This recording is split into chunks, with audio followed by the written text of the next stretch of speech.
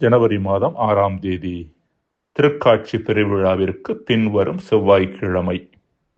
முதல் வாசகம். திருத்தூதர் யோவான் எழுதிய முதல் திருமுகத்திலிருந்து வாசகம். அதிகாரம் 4, இறை வசனங்கள் 7 முதல் 10. அன்பார்ந்தவர்களே, ஒருவர் மற்றவரிடம் அன்பு செலுத்துவோமாக. ஏனெனில் அன்பு கடவுளிடமிருந்து வருகிறது. அன்பு செலுத்தும் அனைவரும் கடவுளிடமிருந்து பிறந்தவர்கள். அவர்கள் கடவுளை அறிந்துள்ளார்கள். அன்பில்லாதோர் கடவுளை அறிந்து கொள்ளவில்லை. ஏனெனில் கடவுள் அன்பாயிருக்கிறார். நாம் வாழ்வு பெறும் பொருட்டு கடவுள் தம் ஒரே மகனை உலகிற்கு அனுப்பினார். இதனால் கடவுள் நம்மீது வைத்த அன்பு வெளிப்பட்டது. நாம் கடவுள் மீது அன்பு கொண்டுள்ளோம் என்பதில் அல்ல, மாறாக அவர் நம்மீது அன்பு கொண்டு தம் மகனை நம் பாவங்களுக்கு கழுவாயாக அனுப்பினார் என்பதில்தான் அன்பின் தன்மை விளங்குகிறது. ஆண்டவரின் அருள்வாக்கு. இறைவா, உமக்கு நன்றி. நற்செய்தி வாசகம். புனித மார்க்கு எழுதிய நற்செய்தி அதிகாரம் 6 இறை திருவசனங்கள் 34 தொடங்கி 44 முடிய. இயேசு படகிலிருந்து கலிலேயா கடற்கரையில் இறங்கிய போது பெருந்திரளான மக்களை கண்டார். அவர்கள் ஆயரில்லா ஆடுகளைப் போல் இருந்ததால் அவர்கள் மீது பரிவு கொண்டு அவர்களுக்கு பலவற்றை கற்பித்தார். இதற்குள் நெடுநேரமாகிவிடவே சீடர் அவரிடம் வந்து, இவ்விடம் பாலை நிலம் ஆயிற்றே, ஏற்கனவே நெடுநேரம் ஆகிவிட்டது. சுற்றிலும் உள்ள பட்டிகளுக்கும் ஊர்களுக்கும் சென்று உண்பதற்கு ஏதாவது அவர்களே வாங்கிக் கொள்ளுமாறு நீர் மக்களை அனுப்பிவிடும் என்றனர். அவர் அவர்களிடம், நீங்களே அவர்களுக்கு உணவு கொடுங்கள் என்று பதிலளித்தார். அவர்கள், நாங்கள் போய் 200 தெனாரியத்திற்கு அப்பம் வாங்கி இவர்களுக்கு உண்ண கொடுக்க வேண்டும் என்கிறீரா என்று கேட்டார்கள்.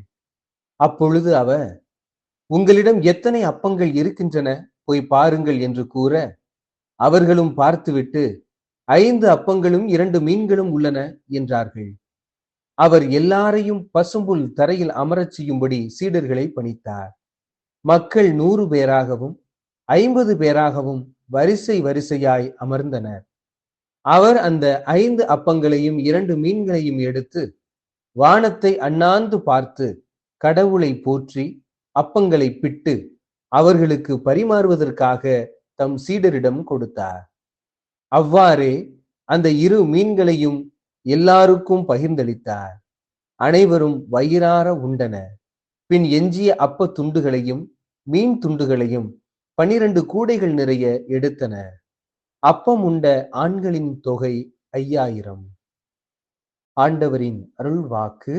கிறிஸ்துவே, உமக்கு புகழ். அன்புக்குரியவர்களே, பழைய ஏற்பாட்டிலும் சரி புதிய ஏற்பாட்டிலும் சரி கடவுளையும் கடவுளது பிரதிநிதிகளாக கருதப்பட்ட அரசர்களையும் சுட்டிக்காட்ட பயன்படுத்தப்பட்ட ஓர் உருவகம் ஆயர் என்பது. இஸ்ரேல் சமூகம் காலம் காலமாக ஓர் ஆடு மேய்க்கும் சமூகமாக, நொமாடிக் சொசைட்டியாக இருந்ததால் இந்த உருவகம் அந்த சமூகத்தில் முக்கியத்துவம் பெற்றது. விவிலியத்தில் ஆயர் என்கிற வார்த்தையானது 108 முறை வருவது குறிப்பிடத்தக்கது. ஆண்டவரே, என் ஆயர், எனக்கு ஏதும் குறையில்லை என்பது நாம் அனைவரும் அறிந்த பிரபலமான விவிலிய வசனம். திருப்பாடல் 23 இறைவசனம் 1. மோசே தனது வயது முதிர்ந்த காலத்தில் தனது பணி பொறுப்பை யோசுவாவிடம் கொடுக்கின்ற வேளையில் மக்கள் கூட்டமைப்பு ஆயன் இல்லாத ஆடுகள் போல இராத அளவிற்கு அவர்களுக்கு ஒரு நல்ல தலைவரை இறைவன் காலம் தோறும் தருமாறு மன்றாடினார். எண்ணிக்கை 27:17. மேலும் இஸ்ரேல் மக்களை ஆயன் இல்லாத ஆடுகளாக தவிக்க விட்ட இஸ்ரேலின் அரசர்களை எலியா சாடுவதை நாம் விவிலியத்தில் வாசிக்கின்றோம். அரசர்கள் முதல் புத்தகம் பிரிவு 22 இறைவசனங்கள் 17 முதல். அன்பிற்குரியவர்களே, இத்தகைய பின்னணியில்தான் ஆயரில்லாத ஆடுகளைப் போல இருந்த மக்கள் மீது இயேசு பரிவு கொண்டது முக்கியத்துவம் பெறுகிறது. அதாவது காலம் காலமாக யூத மக்கள் எதிர்பார்த்த ஒரு நல்ல ஆயனாக, மக்கள் மீது பரிவும் கரிசனையும் கொள்ளும் நல்ல ஆயனாக இயேசு இருக்கிறார் என்ற செய்தியையே மார்க் இந்த பகுதியின் வழியாக நமக்கு எடுத்துரைக்கின்றார். நல்லாயனாம் இயேசு நம் மீது பரிவு கொண்டு நம்மை நல்வழிப்படுத்த முனைகையில் நாம் அவருக்கு ஏற்ற ஆடுகளாக, அவரோடு இணைந்து செயல்படுகிற ஆடுகளாக செயல்படுவது அவசியமானது என்கிற குறிப்பையும் மார்க் நமக்கு தருகின்றார். நாம் எந்த அளவிற்கு அவரோடு இணைந்து செயல்படுகிறோமோ அந்த அளவிற்கே அவரது வழிநடத்துதலையும் பாதுகாப்பையும் பெற்றுக்கொள்ள முடியும்.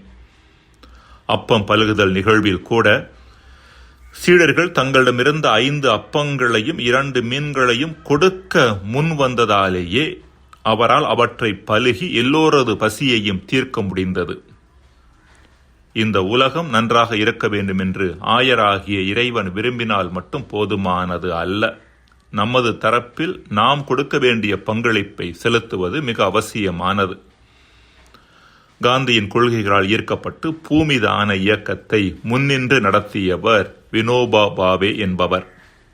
பணக்காரர்களிடமிருந்து நிலத்தை பெற்று ஏழைகளுக்கு அதை பிரித்து கொடுக்கும் சமூக பணியை செய்து வந்தார். 1951ஆம் ஆண்டு ஆந்திர பிரதேசத்தில் உள்ள பொச்சியம்பள்ளி என்ற இடத்திற்கு சென்றிருந்தார். அங்கு ஏறத்தாழ 3000 நிலமற்ற தொழிலாளர்கள் இருந்தனர். வினோபா பாவே அவர்களை பார்த்து, உங்களது கொடிய வறுமைக்கு காரணம் என்ன என்று கேட்டபொழுது அவர்கள், நிலம் எங்களிடம் இல்லை, அதுதான் முக்கியமான காரணம் என்று சொல்ல, அவர் அவர்களை பார்த்து, உங்களுக்கு எவ்வளவு நிலம் தேவைப்படுகிறது என்று மீண்டும் கேட்க, அவர்கள் மொத்தமாக எல்லோருக்கும் இணைந்து ஏறத்தாழ 80 ஏக்கர் நிலம் தேவைப்படுகிறது என்றனர். அன்று மாலை அதே ஊரில் இருந்த மற்ற பணக்கார நில முதலாளிகளை சந்தித்தார் வினோபா பாவே.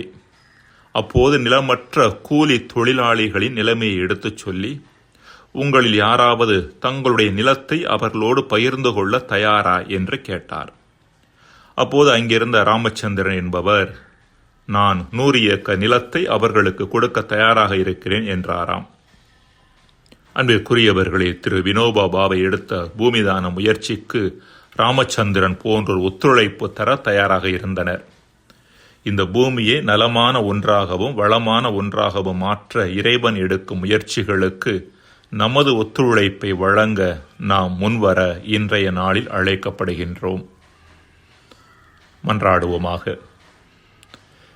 இறைவா, ஆயன் இல்லாத ஆடுகளாக இருக்கும் எம்மை நீ தொடர்ந்து தேடி வந்தாலும் நாங்களோ ஆயனை உதறித்தள்ளும் ஆடுகளாக வாழ்கிறோம். இந்நிலை மாற எங்களுக்கு வரம் தருவீராக. ஆமேன்.